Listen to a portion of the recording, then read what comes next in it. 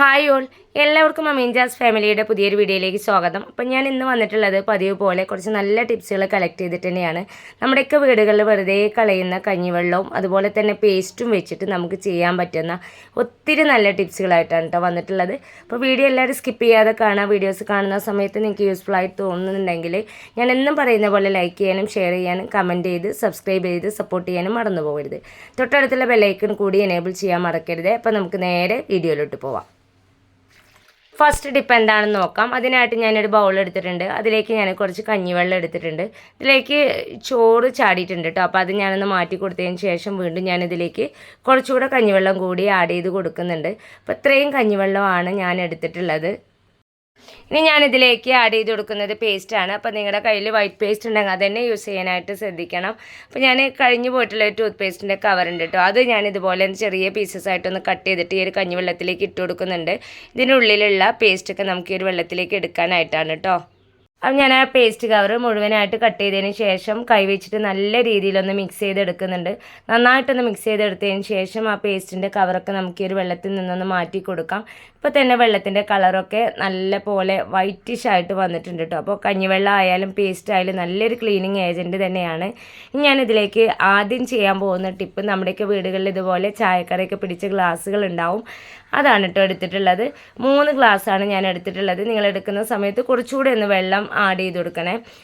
മുങ്ങി നിൽക്കുന്ന രീതിയിലാണെങ്കിൽ പെട്ടെന്ന് തന്നെ നമുക്കിത് ക്ലീനായിട്ട് കിട്ടും. ഇപ്പോൾ ഒരു 5 മിനിറ്റ് ആ വെള്ളത്തിലൊന്ന് വെച്ചതിന് ശേഷം കൈ വെച്ചിട്ട് തന്നെ ഒന്ന് ഉരച്ചെടുക്കുന്നുണ്ട്. ഉരച്ചെടുക്കുന്ന സമയത്ത് തന്നെ അതിനുള്ളിലുള്ള കറിയൊക്കെ നല്ല രീതിയിൽ എനിക്ക് ക്ലീനായിട്ട് കിട്ടിയിട്ടുണ്ട് കേട്ടോ. മാത്രമല്ല ബീഫും മീനൊക്കെ വാങ്ങുന്ന സമയത്ത് നമുക്ക് ആ ഒരു ഗ്ലാസ്സിലൊക്കെ ഉണ്ടാകുന്ന സ്മെല്ലൊക്കെ പോയി കിട്ടും.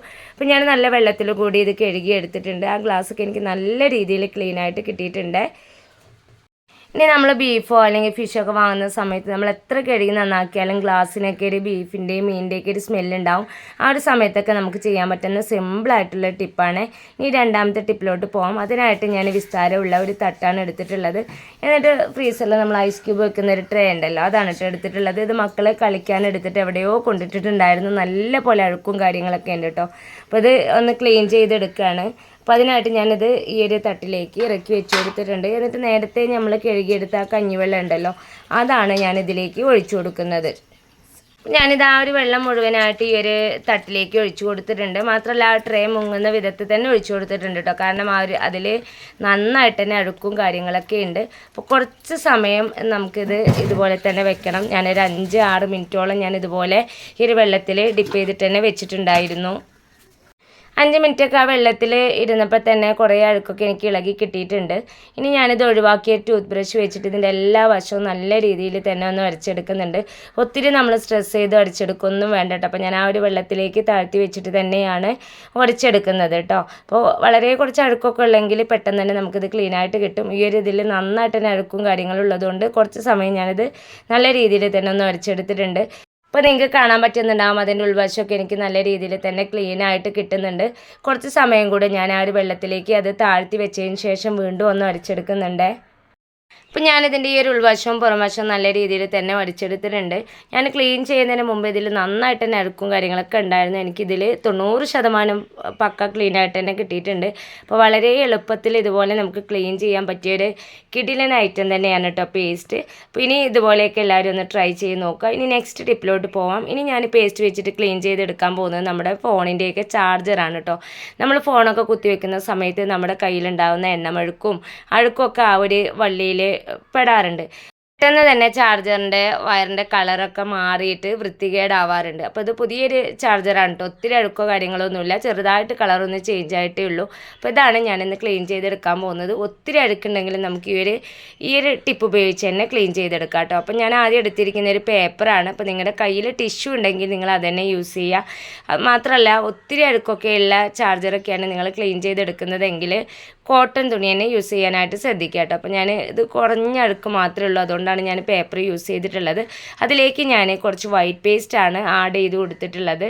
ഇനി നമുക്ക് ഈ ഒരു പേസ്റ്റ് ഒന്ന് ആ പേപ്പറിൽ കുറച്ച് ഭാഗത്തൊന്ന് സ്പ്രെഡ് ചെയ്ത് കൊടുത്തതിന് ശേഷം ഇതുപോലെ ചാർജറിൻ്റെ വയറ് വീഡിയോയിൽ കാണുന്ന പോലെ കവർ ചെയ്ത് പിടിച്ചിട്ട് ഒന്ന് പ്രസ് ചെയ്ത് വലിച്ചെടുക്കാം. ആ ഒരു സമയത്ത് തന്നെ ആ ചാർജർ വയറിലുണ്ടാകുന്ന അഴുക്കെല്ലാം നമുക്ക് നല്ല രീതിയിൽ ഇളകുന്നതായിട്ട് കാണാം കേട്ടോ.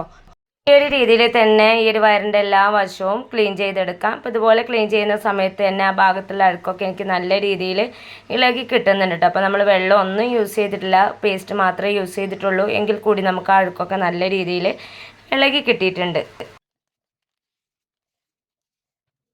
അപ്പോൾ ഇത്രയും അഴുക്ക് എനിക്ക് ഈ ഒരു ചാർജറിൽ നിന്ന് ഇളകി കിട്ടിയിട്ടുണ്ട്. ഒരു തവണ പേപ്പറും പേസ്റ്റും വെച്ചിട്ട് ക്ലീൻ ചെയ്തതിന് ശേഷം 2 തവണ ഞാൻ ഇതുപോലെ കോട്ടൺ തുണി വെച്ചിട്ടൊന്ന് ക്ലീൻ ചെയ്തെടുക്കുന്നുണ്ട്. അപ്പോഴും ഞാൻ വെള്ളമൊന്നും യൂസ് ചെയ്തിട്ടില്ല കേട്ടോ. ആ ഒരു തുണി ജസ്റ്റ് ഒന്ന് നനച്ചെടുത്തിട്ട് മാത്രമേ ഉള്ളൂ. അതിനുശേഷം ഞാൻ ഈ ഒരു വശം കൂടി ഒന്ന് ക്ലീനാക്കി കൊടുക്കുന്നുണ്ട്. അപ്പോൾ ആ ഒരു വയറിലുണ്ടായിരുന്ന പേസ്റ്റിൻ്റെ അംശവും അഴുക്ക് കൂടെ നമുക്കൊന്നുകൂടെ ക്ലീൻ ആയിട്ട് കിട്ടും. ഇപ്പം ഞാൻ ഈ ഒരു വയർ മുഴുവനായിട്ട് ക്ലീൻ ചെയ്തെടുത്തിട്ടുണ്ട്. എനിക്ക് നല്ല കളറായിട്ട് തന്നെ കിട്ടിയിട്ടുണ്ട് കേട്ടോ. പുതുതായിട്ട് നമ്മൾ വാങ്ങുന്ന ആ ഒരു ചാർജറിൻ്റെ ആ ഒരു കളറിലേക്ക് എനിക്ക് കിട്ടിയിട്ടുണ്ട്. അപ്പോൾ എത്ര അഴുക്കുണ്ടെങ്കിലും ഈ ഒരു ടിപ്പ് ഉപയോഗിച്ച് നമുക്ക് ക്ലീൻ ചെയ്തെടുക്കാൻ പറ്റും. വളരെ സിമ്പിളായിട്ട് നമുക്ക് ക്ലീൻ ചെയ്തെടുക്കാൻ പറ്റുന്ന എന്നാൽ നല്ല റിസൾട്ടുള്ള ടിപ്പാണ്. എല്ലാവരും ഒന്ന് ട്രൈ ചെയ്ത് നോക്കണേ. ഇനി നെക്സ്റ്റ് ടിപ്പിലോട്ട് പോവാം. ഇനി ഞാൻ എടുത്തിരിക്കുന്നത് ബ്രേസ്ലെറ്റാണ്. സാധാരണ ചില ആളുകൾക്ക് വെള്ളിയൊക്കെ കറുക്കാറുണ്ട്, രാത്രി പനിയൊക്കെ കാരണം കറുത്ത് പോവാറുണ്ട്. അപ്പോൾ അത് നമ്മൾ ഒരച്ചെടുത്ത് കഴിഞ്ഞാൽ വീണ്ടും പിറ്റേ ദിവസം വീണ്ടും അതുപോലെ ആവും. എന്നാലും നമുക്ക് ആ ഒരു കറുപ്പായിട്ട് കാണുമ്പോൾ നമുക്കൊരു ബുദ്ധിമുട്ടാണല്ലേ. എന്നാൽ അത് വളരെ എളുപ്പത്തിൽ നമുക്ക് ക്ലീൻ ചെയ്യാൻ പറ്റുന്ന ഒരു ടിപ്പാണ് കേട്ടോ നെക്സ്റ്റ് ടിപ്പ്. അപ്പോൾ അതിനായിട്ട് ഞാനൊരു കുഞ്ഞ് ബൗൾ എടുത്തിട്ടുണ്ട്. എന്നിട്ട് ഞാനിതിലേക്ക് കുറച്ച് പേസ്റ്റ് കൂടി ആഡ് ചെയ്ത് കൊടുക്കുന്നുണ്ട്. അപ്പോൾ ഞാൻ ഈ ഒരു ബ്രേസ്ലെറ്റ് ക്ലീൻ ചെയ്തെടുക്കാൻ മാത്രമാണ് യൂസ് ചെയ്യുന്നുള്ളൂ കേട്ടോ. അപ്പോൾ അതുകൊണ്ടാണ് വളരെ കുറച്ച് മാത്രം ആഡ് ചെയ്തിട്ടുള്ളത്. ഒത്തിരി വെള്ളിയാഭരണങ്ങളൊക്കെ നിങ്ങൾക്ക് ക്ലീൻ ചെയ്യാനുണ്ടെങ്കിൽ ഒന്നുകൂടെ പേസ്റ്റൊക്കെ ഒന്ന് കൂട്ടി കൊടുക്കുക. ഇനി ഞാനിതിലേക്ക് ചേർത്ത് കൊടുക്കാൻ പോകുന്നത് കഞ്ഞിവെള്ളമാണ്. ഇളം ചൂടുള്ള 1/4 ഗ്ലാസ് കഞ്ഞിവെള്ളമാണ് കേട്ടോ ചേർത്തിട്ടുള്ളത്. എന്നിട്ട് കൈ വെച്ചിട്ട് ഈ ഒരു പേസ്റ്റും കഞ്ഞിവെള്ളം നല്ല രീതിയിലൊന്ന് മിക്സ് ചെയ്തെടുക്കാം. നന്നായിട്ട് മിക്സ് ചെയ്ത് എടുത്തിട്ടുള്ള ഈ ഒരു കഞ്ഞിവെള്ളത്തിലേക്ക് നമുക്ക് എന്താണോ ക്ലീൻ ചെയ്തെടുക്കാനുള്ളത് അത് ഇട്ട് കൊടുക്കുക. അപ്പോൾ ഞാൻ ആ ഒരു ബ്രേസ്ലെറ്റ് ഇട്ട് കൊടുത്തിട്ടുണ്ട് കേട്ടോ. ഇനി ഒരു 5 മിനിറ്റ് നമുക്കിത് ഈ ഒരു വെള്ളത്തിൽ തന്നെ ഇട്ട് വയ്ക്കാം. അത് കഴിഞ്ഞിട്ട് നമുക്ക് ക്ലീൻ ചെയ്തെടുക്കാം. 5 മിനിറ്റൊക്കെ കഴിഞ്ഞതിന് ശേഷം ഞാൻ ആ ഒരു ബ്രേസ്ലെറ്റ് അതിൽ നിന്ന് എടുത്തിട്ട് ഒഴിവാക്കിയ ടൂത്ത് ബ്രഷ് വെച്ചിട്ട് ഇതുപോലെ ഒന്ന് അടിച്ചെടുക്കുന്നുണ്ട് കേട്ടോ. അടിച്ചെടുക്കുന്ന സമയത്ത് തന്നെ ആ ഒരു അഴുക്കൊക്കെ നന്നായിട്ട് തന്നെ ക്ലീനായിട്ട് കിട്ടുന്നുണ്ട്. ബ്രേസ്ലെറ്റിൻ്റെ 2 വശവും ഞാൻ ഈ ഒരു രീതിയിൽ തന്നെ അടിച്ചെടുത്തതിന് ശേഷം നല്ല വെള്ളത്തിലൊന്ന് കഴുകി എടുത്തിട്ടുണ്ട്. അപ്പോൾ ഇതാ കണ്ടില്ലേ. അപ്പോൾ എനിക്ക് ആ ബ്രേസ്ലെറ്റ് നല്ല രീതിയിൽ തന്നെ കളറൊക്കെ കിട്ടിയിട്ടുണ്ട് കേട്ടോ. അപ്പോൾ ഈ ഒരു രീതിയിൽ ഇനി വെള്ളിയാഭരണങ്ങളൊക്കെ എല്ലാവരും ഒന്ന് ക്ലീൻ ചെയ്ത് നോക്കണേ. നെക്സ്റ്റ് ടിപ്പിലോട്ട് പോവാം. ഇനി ഞാൻ ആ ഒരു സൊല്യൂഷൻ വെച്ചിട്ട് തന്നെ ക്ലീൻ ചെയ്തെടുക്കാൻ പോകുന്ന ഗ്യാസ് സ്റ്റോപ്പാണ് കേട്ടോ. ബ്രേസ്ലെറ്റ് കഴുകിയെടുത്ത ആ ഒരു സൊല്യൂഷൻ തന്നെയാണ് കേട്ടോ ഞാൻ ഇതിന് യൂസ് ചെയ്തിട്ടുള്ളത്. അപ്പോൾ ഗ്യാസ് സ്റ്റോപ്പിൻ്റെ എല്ലാ വശത്തും ആ ഒരു സൊല്യൂഷൻ അപ്ലൈ ചെയ്തതിന് ശേഷം പ്ലേറ്റൊക്കെ ഞാൻ ഒഴിവാക്കിയ ടൂത്ത് ബ്രഷ് വെച്ചിട്ടാണ് ഉടച്ചെടുക്കുന്നത്. ഉടച്ചെടുക്കുന്ന സമയത്ത് തന്നെ ആ ഒരു ഭാഗത്തുള്ള അഴുക്കൊക്കെ നല്ല രീതിയിൽ എനിക്ക് ക്ലീനായിട്ട് കിട്ടുന്നുണ്ട് കേട്ടോ. അപ്പോൾ എല്ലാ പ്ലേറ്റും ഞാൻ ഇതുപോലെ ഉടച്ചെടുത്തതിന് ശേഷം ബാക്കിയുള്ള ഗ്യാസ് സ്റ്റോപ്പിൻ്റെ വശത്ത് ഞാൻ കൈ വെച്ചിട്ടാണ് കേട്ടോ ആക്കി കൊടുക്കുന്നത്. സ്ക്രബ്ബർ ഒന്നും യൂസ് ചെയ്തിട്ടില്ല. അപ്പോഴേക്കും തന്നെ ആ അഴുക്കൊക്കെ നല്ല രീതിയിൽ തന്നെ എനിക്ക് നീങ്ങി കിട്ടിയിട്ടുണ്ട്. എന്നിട്ട് ഞാൻ ഇതുപോലെ ഒരു കോട്ടൺ തുണി വെച്ചിട്ട് 2-3 പ്രാവശ്യം ഒന്ന് തുടച്ചെടുത്തിട്ടുണ്ട്. അപ്പോൾ ആ ഒരു പ്ലേറ്റിലായാലും ഗ്യാസ് സ്റ്റോപ്പിൻ്റെ മുകൾ വശമായാലും എനിക്ക് നല്ല രീതിയിൽ തന്നെ ക്ലീനായിട്ട് കിട്ടിയിട്ടുണ്ട് കേട്ടോ. അപ്പോൾ ഒറ്റ തവണ കൂടി ഞാൻ ആ ഒരു തുണി ഒന്ന് പിഴിഞ്ഞെടുത്തതിന് ശേഷം വീണ്ടും ഒന്ന് തുടച്ചെടുക്കുന്നുണ്ട്. അതേ സൊല്യൂഷനിൽ ബ്രഷ് ഒന്ന് ഡിപ്പ് ചെയ്തതിന് ശേഷം ഞാൻ ഈ ഒരു പ്ലേറ്റിൻ്റെ 2 വശം കൂടി ഒന്ന് ഉടച്ചെടുത്ത് കഴുകി ക്ലീൻ ആക്കി എടുത്തിട്ടുണ്ട് കേട്ടോ. അപ്പോൾ ഇതാ കണ്ടില്ലേ, 3 എനിക്ക് നല്ല രീതിയിൽ തന്നെ ക്ലീനായിട്ട് കിട്ടിയിട്ടുണ്ട്. അപ്പോൾ ഞാൻ ഗ്യാസ് സ്റ്റോപ്പും അതിൻ്റെ പ്ലേറ്റും എല്ലാം നല്ല പോലെ ക്ലീനാക്കി എടുത്തിട്ടുണ്ട്. ഇതാണ് ഇതിൻ്റെ ഫൈനൽ ലുക്ക് കേട്ടോ. ഇനി ഒരു സൊല്യൂഷൻ വെച്ചിട്ട് ഞാൻ അവസാനമായിട്ട് ക്ലീൻ ചെയ്തെടുക്കാൻ പോകുന്നത് സിങ്കാണ്.